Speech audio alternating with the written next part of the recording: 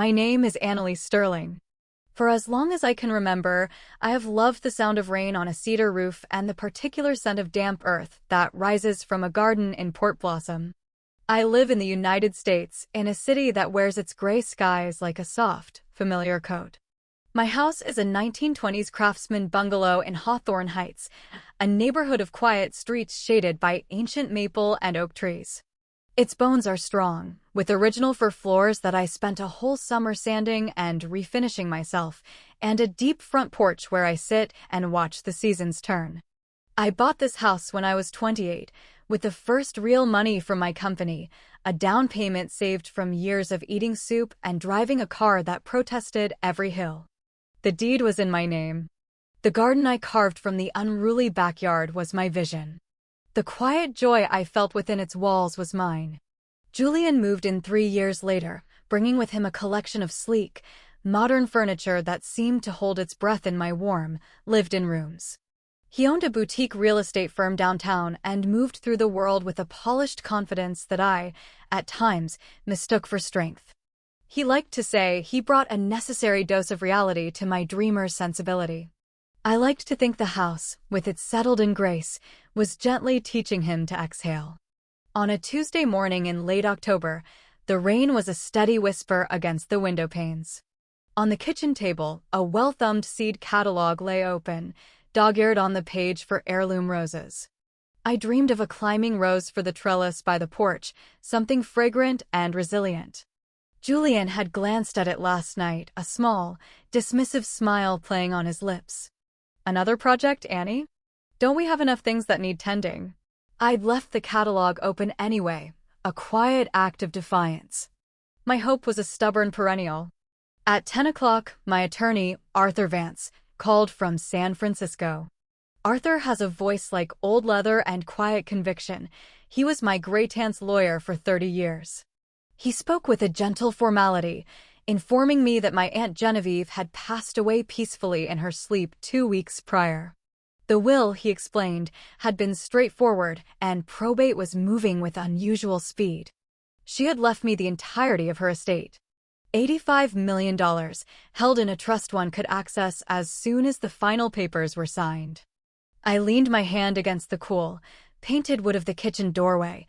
The frame I had stripped and painted a soft, creamy white. The number didn't feel real. It was an abstraction, a string of zeros that floated in the damp air of my kitchen, too vast to comprehend. Aunt Genevieve.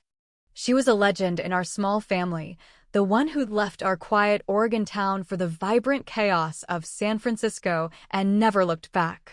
She'd built a life on her own terms, in a beautiful apartment with a view of the Golden Gate Bridge, its towers often wreathed in the same fog that rolled into Port Blossom. She never married, never had children, but she had a library filled with books and a laugh that could fill any room. When I was 16, visiting her for the first time, she'd taken me to Muir Woods. Standing among the giant redwoods, she'd put a hand on my shoulder. "Build a life that fits you, Annie," she'd said, her voice serious. "Don't ever shrink yourself to fit into someone else's." Now, standing in my own quiet home, I could see her living room in my mind's eye, the worn velvet armchair, the stacks of art books, the salty air drifting in from the bay. "Thank you, Jen," I whispered to the empty room. The gratitude was sharp and sudden, tangled with a grief I hadn't yet had time to feel. My first impulse was to call Julian, to share this impossible, world-altering news. I imagined his face, the surprise, the dawning realization. I'd tell him we could finally fix the leaky roof on the garage without worrying about the cost. I'd tell him we could help his younger brother finish his degree without taking on more loans. I'd tell him we could endow a scholarship at the local arts college, the one I'd always dreamed of supporting. I'd tell him, in a voice I hadn't used in years, a voice free of budgets and constraints, that we were secure. But I hesitated. For the past year, I had been navigating a quiet transition at my own company, Juniper Grove Creative. Most people knew me as the founder, the one who started it all in a spare bedroom with a secondhand laptop and a belief in the power of thoughtful design. Internally, I was the Chief Executive Officer, a title that felt both too grand and too small for what it actually entailed, late-night contract reviews, early morning payroll anxieties, and the constant, delicate balancing act of nurturing a team of nearly 800 people across Port Blossom and San Francisco. After a demanding acquisition, I had stepped back for a while, letting my executive team take the lead. I had just returned 2 weeks ago, using my maiden name, Sterling, to keep the transition quiet and focused. Julian knew I ran a small design business.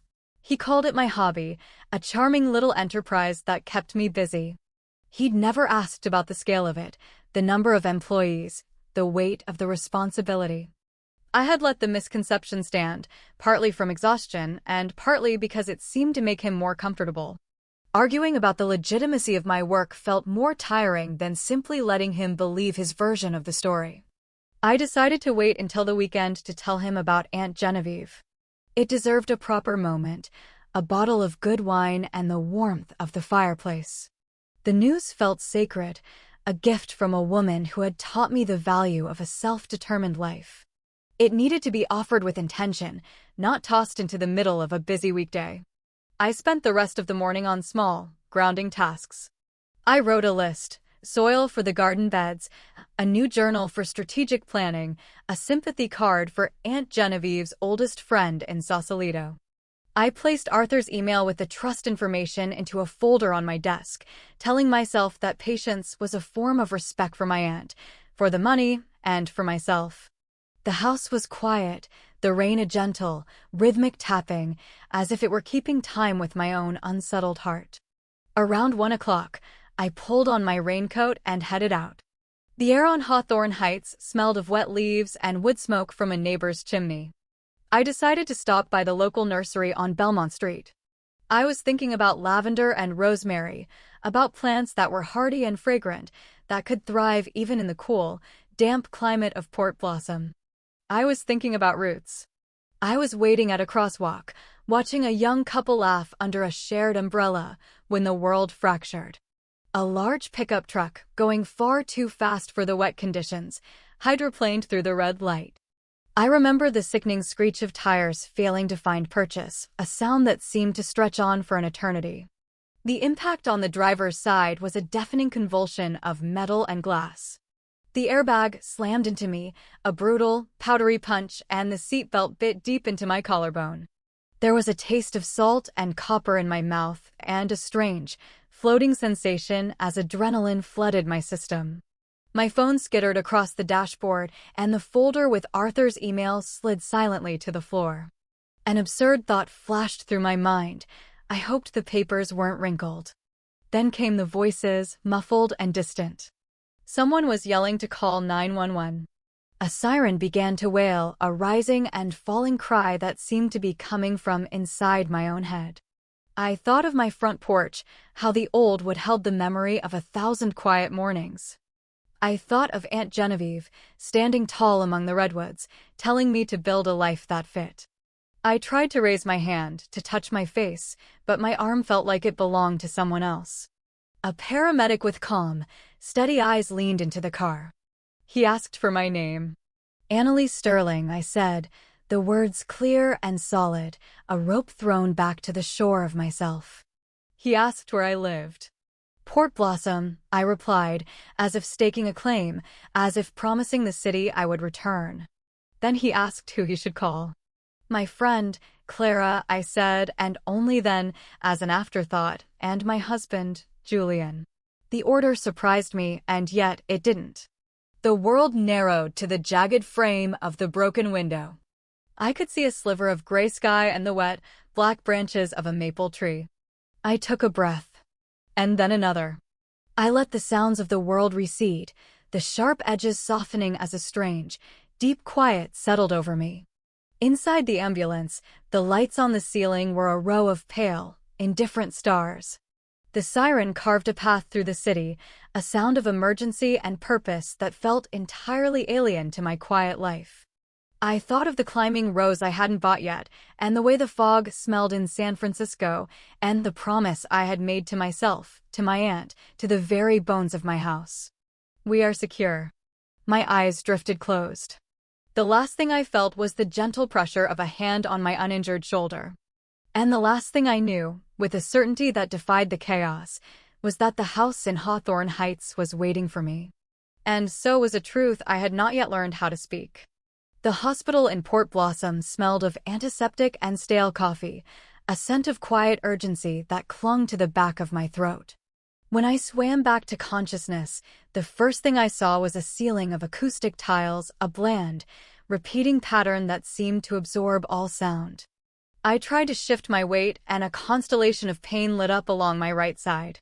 A tube tugged at the back of my hand, a heavy cast encased my wrist, and a dull, insistent ache throbbed in my ribs, a slow and steady drumbeat.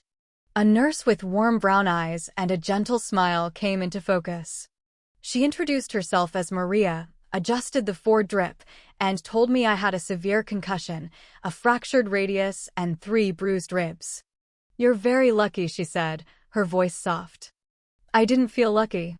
I felt like a piece of sea glass, tumbled and worn smooth against my will. The doctor, a kind man with tired eyes, visited in the dim light of early morning. He spoke of rest, of avoiding screens and stress, of giving my brain time to heal.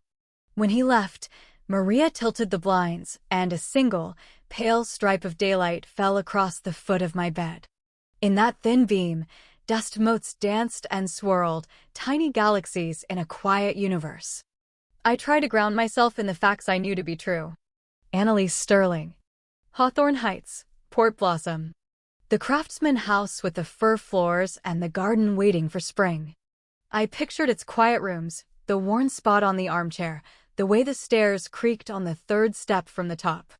The house was my anchor, solid and true, and I knew if I could just hold on, I would find my way back to it. Julian arrived around lunchtime, holding a cup of coffee he didn't offer me. He stood at the foot of the bed, his hands shoved into the pockets of his tailored trousers, his gaze fixed on the rhythmic dance of the heart monitor as if it were a stock ticker delivering bad news. "I'm glad you're here," I said, my voice thin and reedy. "I have a showing in the Pearl District in an hour," he said, not looking at me. "I can't stay long." He still wore the faint, sharp scent of his expensive cologne, a fragrance I had once found sophisticated and alluring. Now it just smelled sterile. I reached out my good hand, my fingers brushing against his wrist. He recoiled, a small, almost imperceptible flinch, as if my touch were an unwelcome demand. "Did you sign anything?" he asked, his voice low and tense. "Any of the hospital forms? We need to be careful about what this is going to cost." I told him our insurance would cover the majority of it. The smallness of my own voice was a fresh kind of pain. He nodded, his attention already drifting toward the door. He was gone in less than 5 minutes.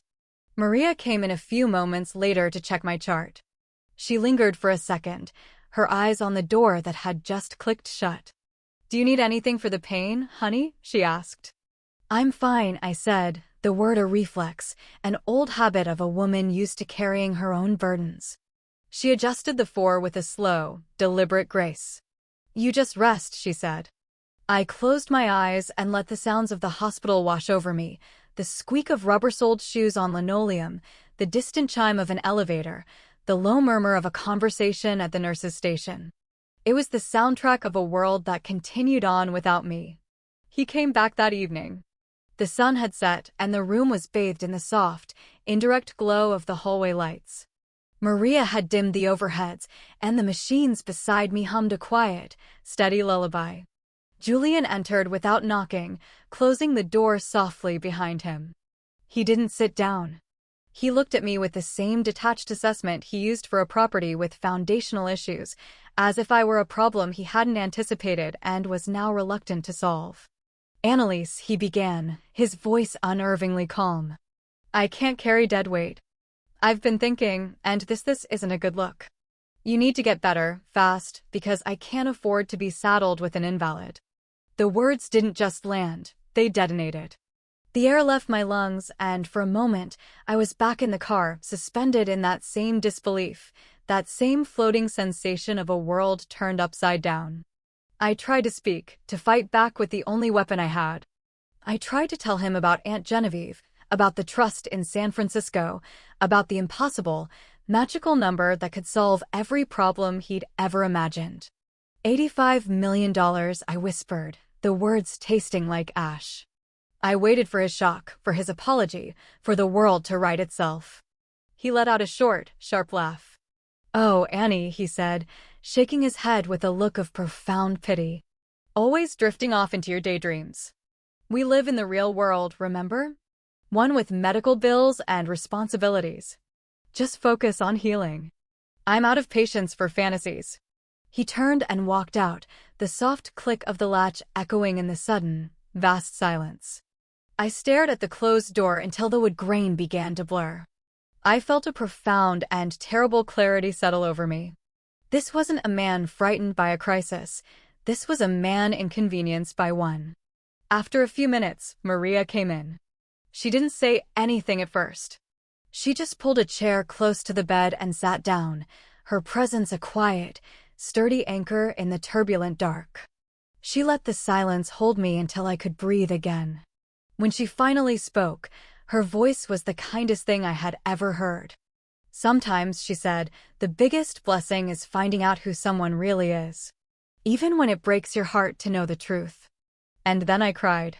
Not the loud, messy sobs of grief, but a silent, steady stream of tears that asked for no comfort and required no permission.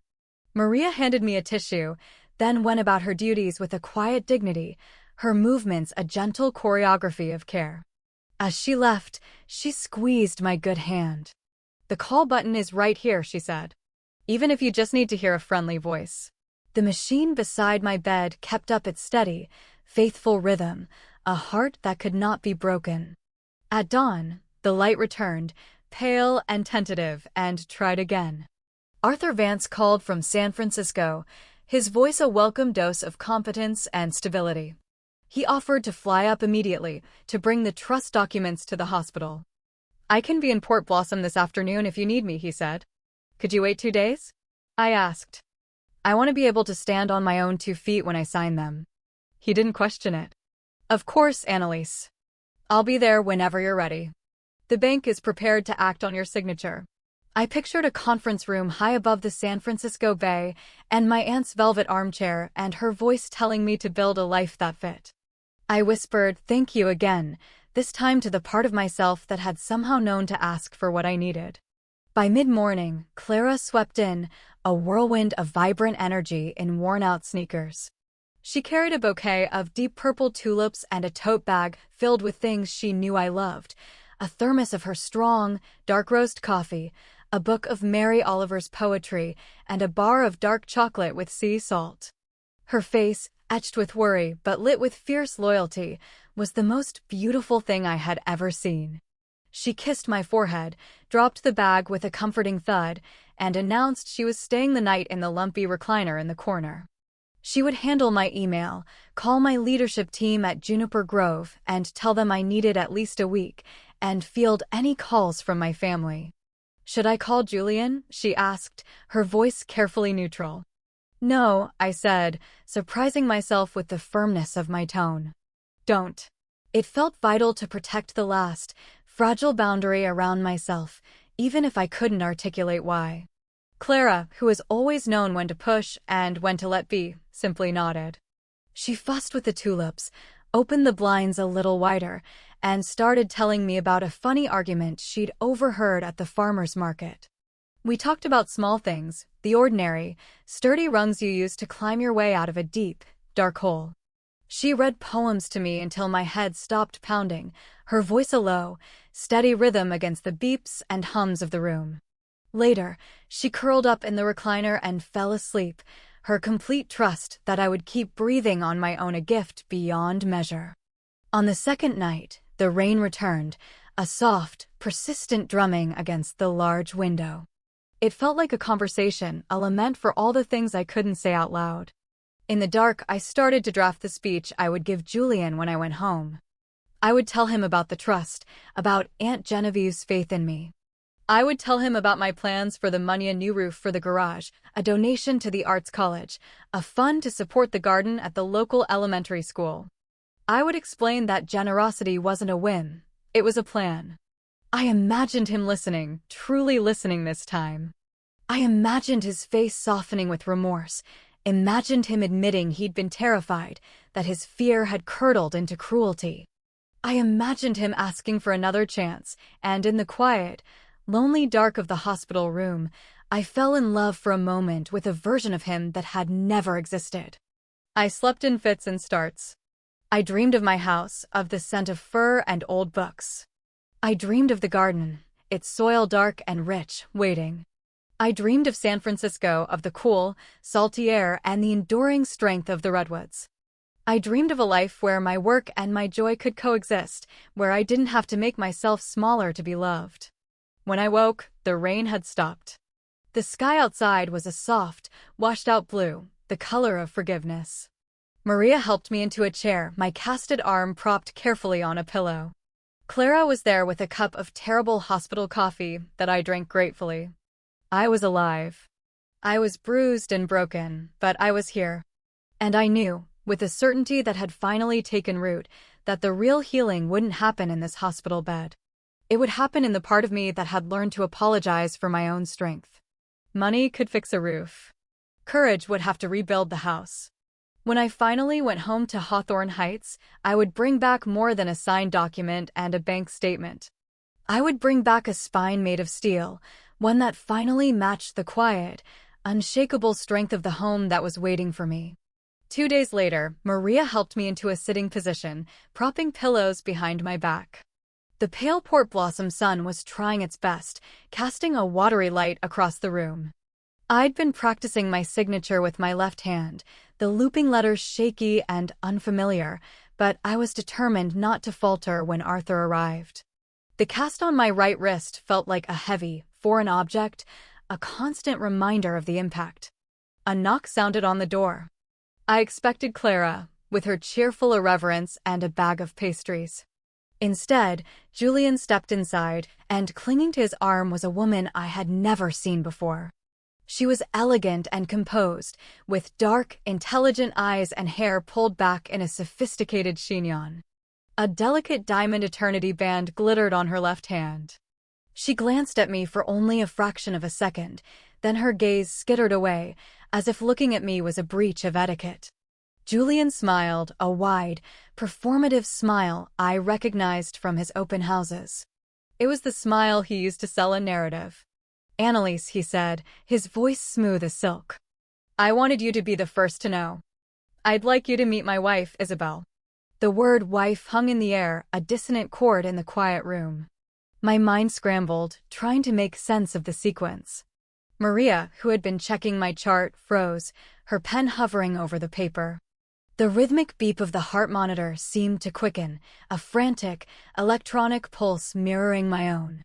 Isabel kept her eyes fixed on a point just over my shoulder, her posture rigid. Before I could form a single, coherent thought, Isabel's gaze finally met mine. Her eyes widened, a flicker of confusion, then dawning recognition. It was as if a spotlight had suddenly illuminated a hidden corner of a dark room. Her hand flew to her mouth, a gesture of pure, unscripted shock. "Oh my God," she breathed, taking a half step back. "MS. Sterling." The silence that followed was absolute. The background hum of the hospital seemed to vanish. Maria's eyebrows shot up. Julian let out a short, nervous laugh that sounded more like a bark. "What?" "No, honey, you're mistaken." Isabel shook her head, her composure finally cracking. A loose strand of hair fell across her forehead. "No, I'm not," she insisted, her voice trembling slightly. "Annalise Sterling, from Juniper Grove Creative. We met just for a moment at the all-hands meeting in the San Francisco office last month. You gave the keynote. About ethical growth and the New Pacific Rim Initiative." A slow, bitter smile formed on my lips. It was a taste I hadn't known was there. Julian had never attended a single company event. He'd never asked to. When I spoke of my work, his eyes would glaze over. Freelance design, he'd tell his friends. A nice little hobby. At work, especially during the quiet transition of my return, I had used my maiden name, Sterling. It was cleaner, simpler. It had also, I now realized, created a chasm between my two worlds, a space wide enough for a secret to grow. Julian sensed the shift in the room's gravity and scrambled to regain control. Annie is exaggerating her role, Isabel. You must be thinking of someone else. This isn't your CEO. Isabel looked at him then, and for the first time, I saw a glimmer of steel in her eyes. It was the look of a woman starting to suspect she has been sold a faulty bill of goods. Julian, I get my paychecks from Juniper Grove Creative, she said, her voice low and steady. My offer letter was signed by her COO. She chairs the board. If she's not the CEO, who is? A soft knock at the door was his salvation. Arthur Vance entered, a handsome leather satchel under his arm. He wore a perfectly tailored charcoal suit and an air of unflappable competence. He assessed the scene in a single, sweeping glance the way a good lawyer learns to read a room without moving his head. MS. Sterling, he said, his voice a calm anchor in the swirling currents of the room. He walked to my bedside and placed the satchel on the rolling table. The final documents from the Genevieve Sterling Trust are ready for your signature. He opened the satchel and drew out a sheaf of papers. Upon your signing, $85 million will be transferred to your complete control per the terms of the trust. Shall I review them with you? No one breathed. The beeping of the monitor was the only sound. Julian's mouth hung slightly open. He looked from me to Arthur to Isabel, as if trying to piece together a puzzle whose pieces kept changing shape. Isabel's face was pale, the color of the hospital sheets. I am so sorry, she whispered, her words directed only at me. I had no idea. He told me I would never have. Maria shifted her weight, a subtle movement, but a clear one. She was positioning herself between Julian and my bed, a quiet, formidable guardian in pale blue scrubs. She didn't need to say a word. Her presence was a boundary. Julian found his voice, a wheedling tone I'd heard him use with reluctant buyers. Now, let's not be hasty, he said. Annalise, you might have mentioned this little windfall. We could have worked through our issues. Little windfall, Arthur repeated, his voice flat and devoid of emotion. He didn't even turn to look at Julian. Mr. Croft, the details of my client's inheritance are confidential.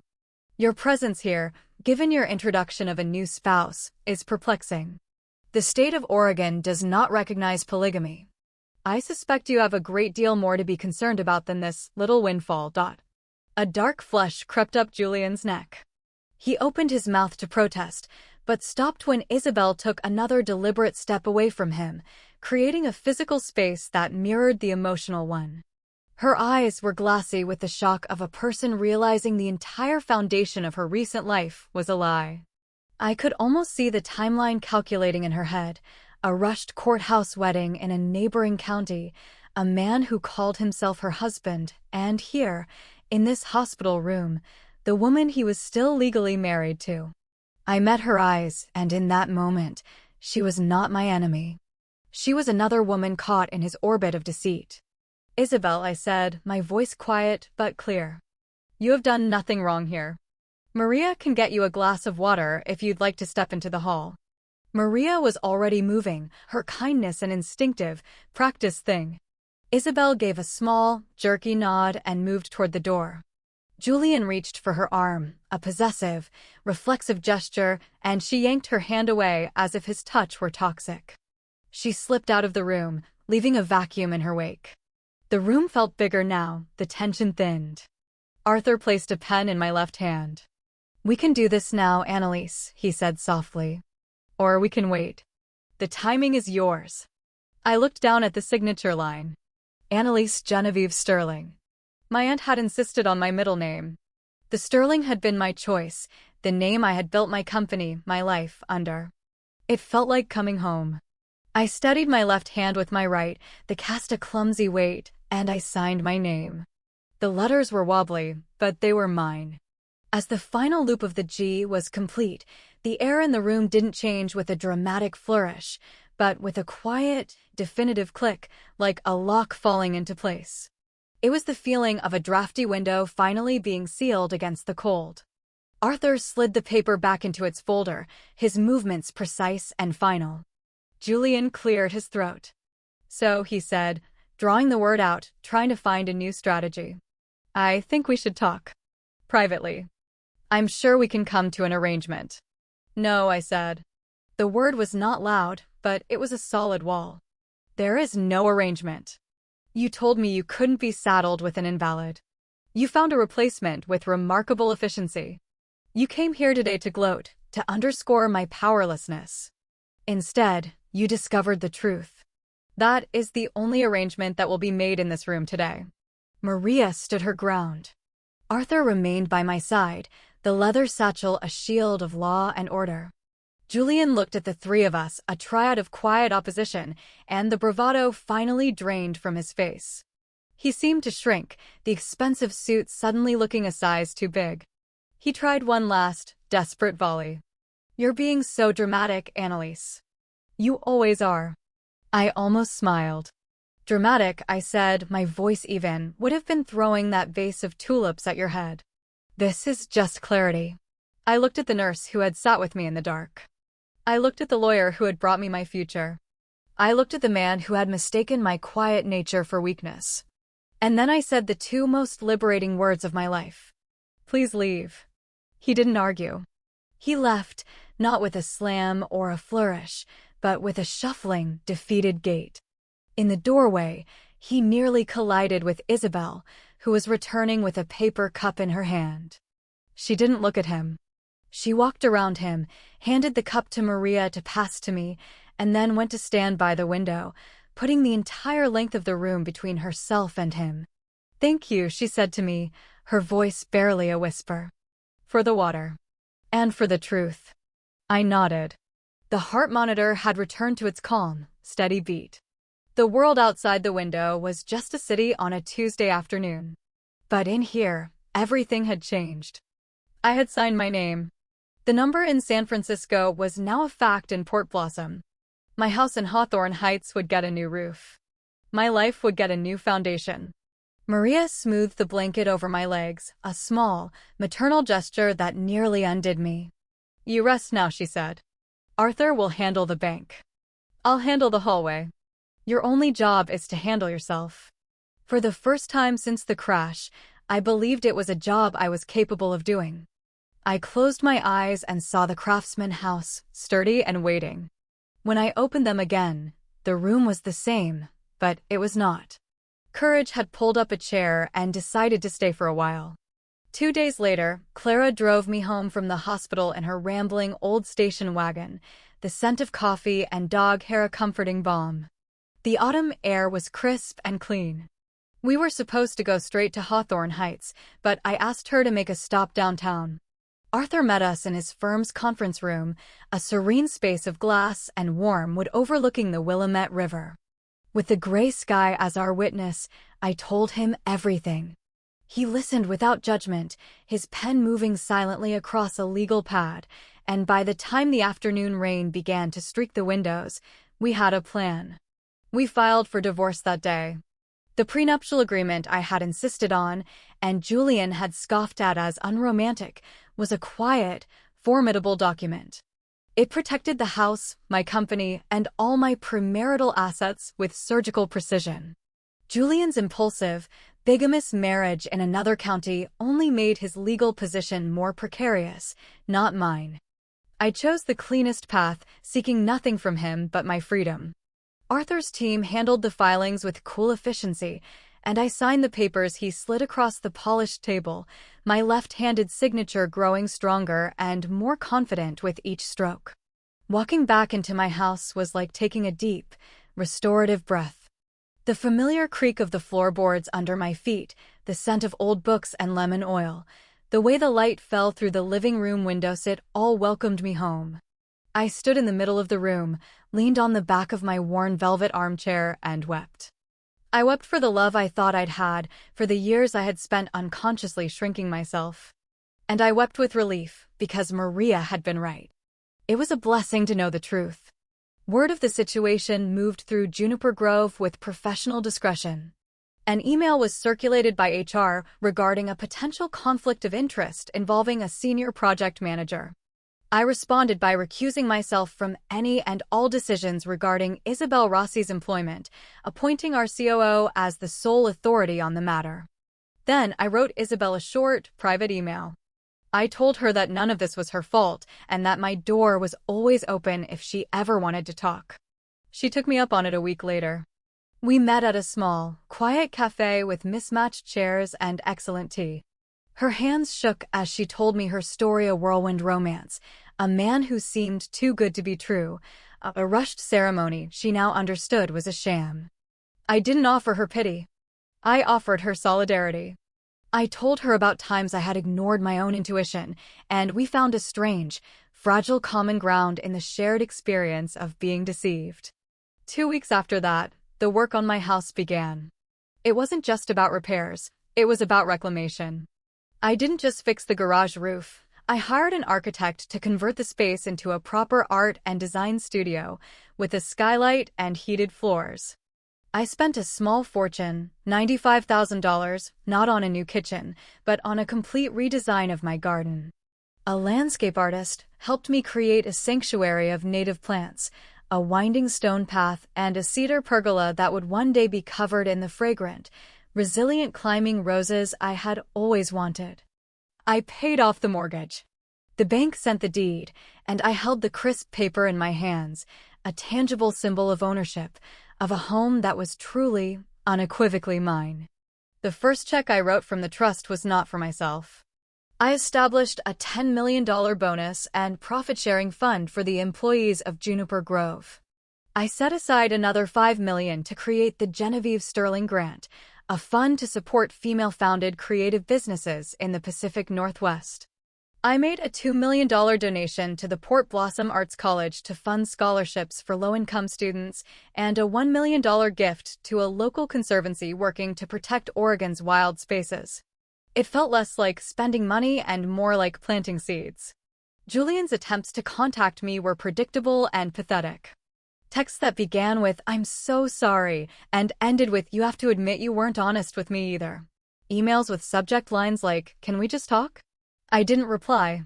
Arthur forwarded him the final divorce decree and a polite letter requesting the return of his house key. He dropped it off one Saturday afternoon. I was on the front porch, sketching in my notebook, my cast finally off. He stood on the walkway, looking at the newly landscaped garden, the restored porch, the quiet, solid presence of the house. His face was a mask of confusion and loss. The look of a man who has discovered the rules of a game he thought he was winning have changed completely. "You could have told me," he said, his voice hollow. I looked up from my sketchbook. "You could have listened," I replied softly. He left the key in the mailbox and walked away without another word. When the garden was finished and the studio was complete, I hosted a small dinner. Clara brought a homemade apple pie. Arthur brought a bottle of champagne that tasted like victory. We sat at my old dining table, the one I had refinished myself, and toasted to Aunt Genevieve, to strong foundations, and to friends who show up with coffee and poetry when your world falls apart. In the early spring, I took the train to San Francisco for a board meeting. I wore a simple linen dress and flat shoes, feeling no need for the artifice of height or power. The meeting was productive, collaborative, and filled with the energy of people building something they believed in. Afterwards, I took a car out to Muir Woods. I walked the same path I had with my aunt all those years ago, the scent of redwood and damp soil unchanged. I stood in a patch of sunlight, tilted my head back, and felt a profound sense of peace. I had built a life that fit. Back in Port Blossom, the house settled into its new rhythm. The garden began to bloom in a riot of color. I spent my mornings in the studio, painting and sketching before walking to a nearby coffee shop. I was still the CEO of a large company, but I had learned to integrate that part of my life with the quiet, creative woman who loved the smell of rain. I didn't have to be one or the other. I could be both. One evening, I was cleaning my paintbrushes at the large sink in my studio, looking out the window at the climbing roses just beginning to snake their way up the new cedar pergola. The city was humming its twilight song. I was not the same woman who had lived in this house a year ago. I had been broken open, but in the breaking, I had found a deeper strength, a more authentic version of myself. I didn't need Julian's approval to know my own worth. I didn't need the inheritance to feel secure, though it had given me the extraordinary gift of agency. The house stands, the company thrives, the garden grows. I live in the United States of America, on a quiet street in a city that understands the beauty of a soft, gray sky. And I am the one who decides what to plant next. I turned off the studio light, the scent of turpentine and damp earth following me into the house. I climbed the stairs, my hand resting on the familiar, smooth wood of the banister, each step solid and sure beneath my feet. I had closed a door behind me, and in its place, I had built a garden gate and opened it wide.